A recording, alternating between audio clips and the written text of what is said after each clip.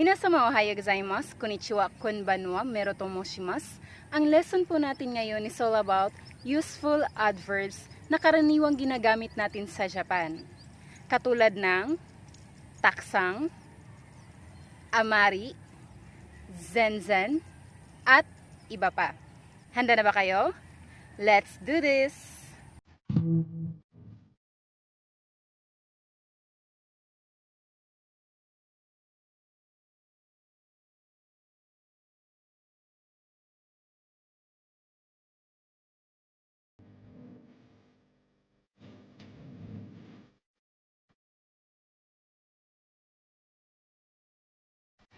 First adverb, taksang. In English, many, a lot. So, ang pwede nyo pong idikit is positive form of verbs like mas and mashita. For example, Nihon ni wa taksang no onsen ga arimasu.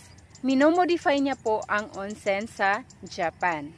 Yung positive verb po natin is arimasu. So take note, though it is a verb, yung particle po na ginagamit natin is ga. Okay? So pag verb po natin is arimasu, imasu, automatic po yung particle po natin is ga, hindi po o. Again, Nihon ni wa taksang no onsen ga arimasu. In English, there are a lot of hot springs in Japan. Next example.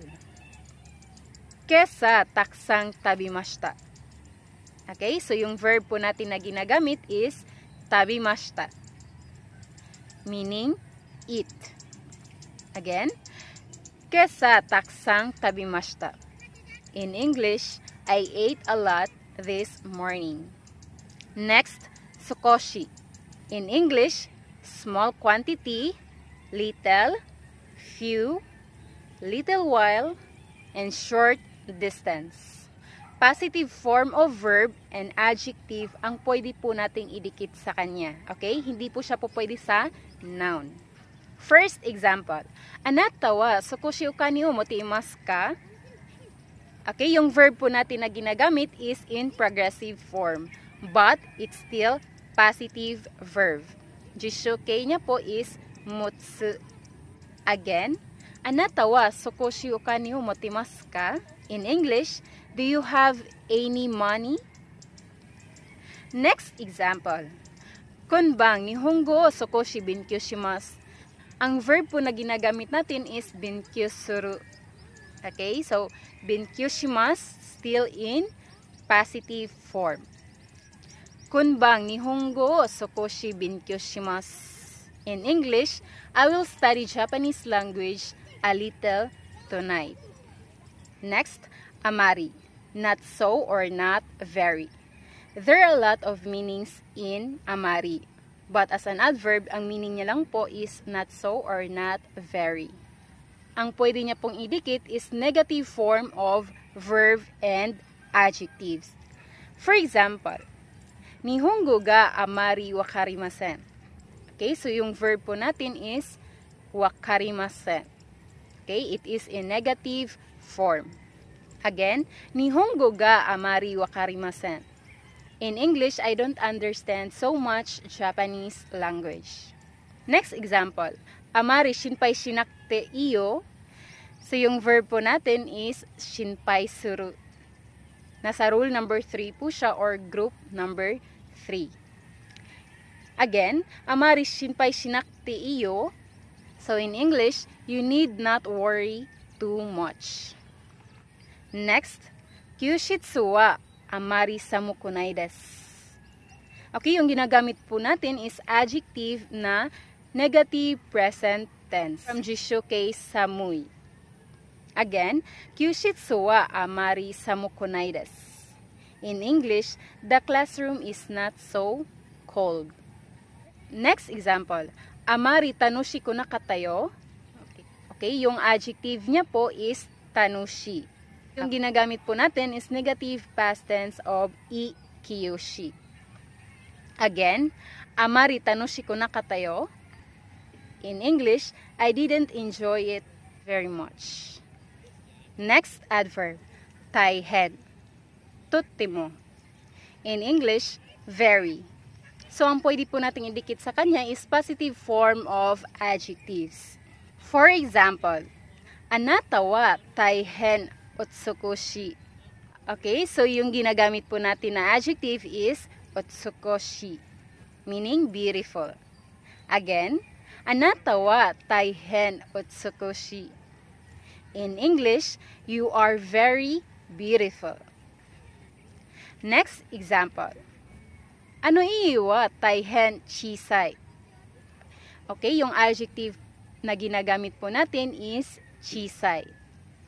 In English, that house is very small.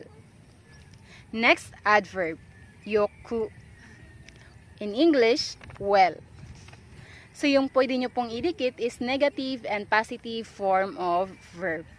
For example, kino hiya de yuku nimashita. Okay, so yung verb na ginagamit natin is nimashita. Again, kino hiya de yuku nimashita. In English, I slept well in the room yesterday. Next example, kotoba wa yuko oboimasen.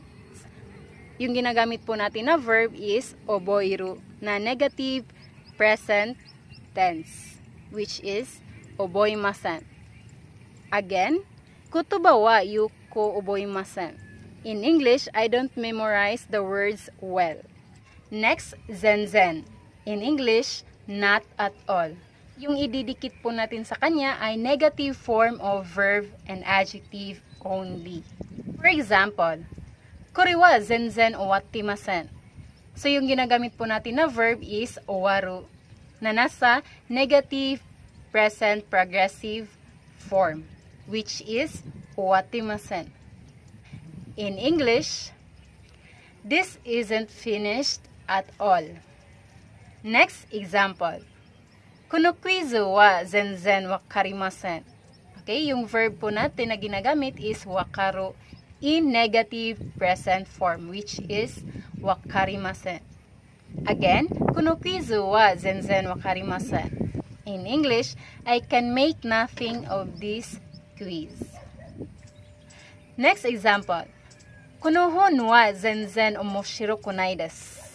Yung ginagamit po natin is adjective na omoshiroi. Yung ginagamit po natin is adjective na nasa negative present tense, which is omoshiroko nai desu.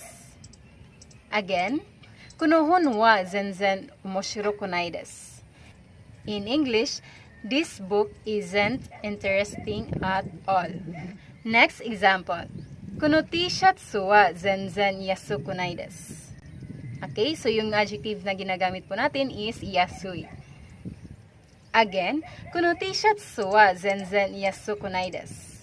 In English, this t-shirt is not cheap at all. Okay everyone, that's it for today. I hope everyone is safe and well. I'll see you in my next video. Bye bye. Sayonara.